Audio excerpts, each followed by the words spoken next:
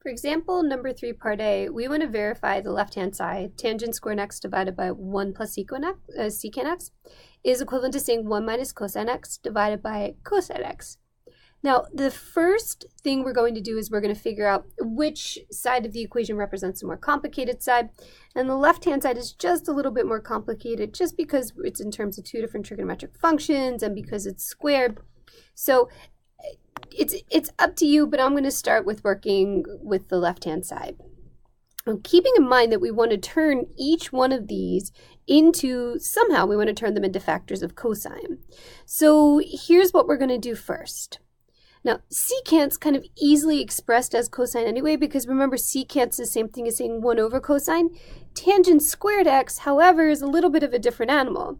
So, as I've said before, and as I'll continue to say, anytime you see a trigonometric function squared with some ones in it, also sometimes without ones, I want you to think about the Pythagorean identities. And what we're going to do is we're going to use one of the Pythagorean identities to help us rewrite tangent squared in terms of either secant or cosine. Now, the third Pythagorean identity tells us that tangent squared plus 1 is the same thing as saying secant squared x. And notice our numerator is just tangent squared. So what I'm going to do is subtract a 1 from both sides of the equation. And that's the same thing as saying tangent squared x is equal to secant squared x minus 1. So I'm going to replace this tangent squared with this secant squared x minus 1.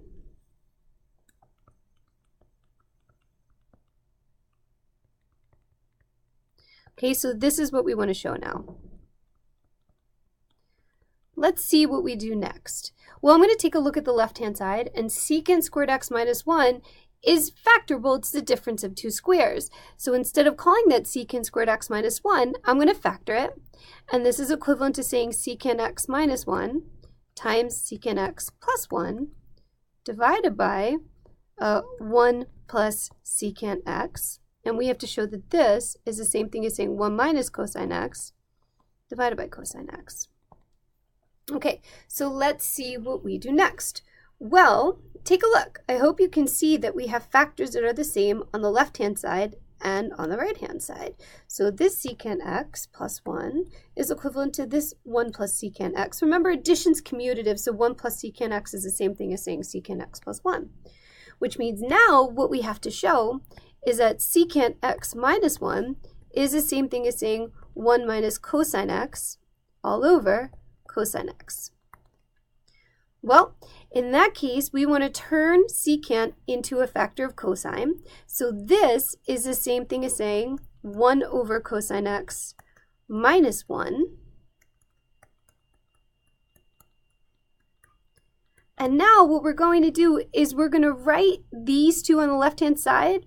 We're going to find a common denominator and rewrite it as a single fraction because the right-hand side is expressed as a single fraction. So our LCD in this case, 1 is going to be cosine x. And to get from cosine x to cosine x, we multiply by a factor of 1, and 1 times 1 is 1. To get from 1 to cosine x, we're going to multiply by cosine x. We multiply 1 by cosine x, we get cosine x. And there you have it. These two quantities are equal. But I want to show you another way to think about it too, starting from this step, because it's not always intuitive to write them as fractions.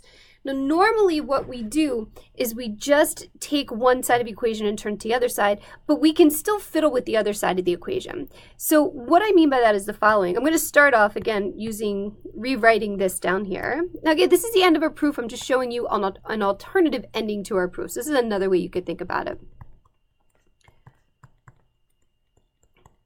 We could, at this point, take the right-hand side and rewrite that right-hand side. Well, 1 minus cosine x over cosine x is the same thing as saying 1 over cosine x minus cosine x over cosine x, because they both share a denominator, so I'm rewriting them both as the same denominator. We know 1 minus cosine x is the same thing as saying secant x, and cosine x divided by cosine x is 1. And so what we just did here is we showed that these two are equal. This is absolutely fine. You can prove it in this manner if you want to. Again, we tend to stick with one hand side, but you can fiddle with both hand sides if you want to, because kind of combining fractions is not an intuitive thing to do.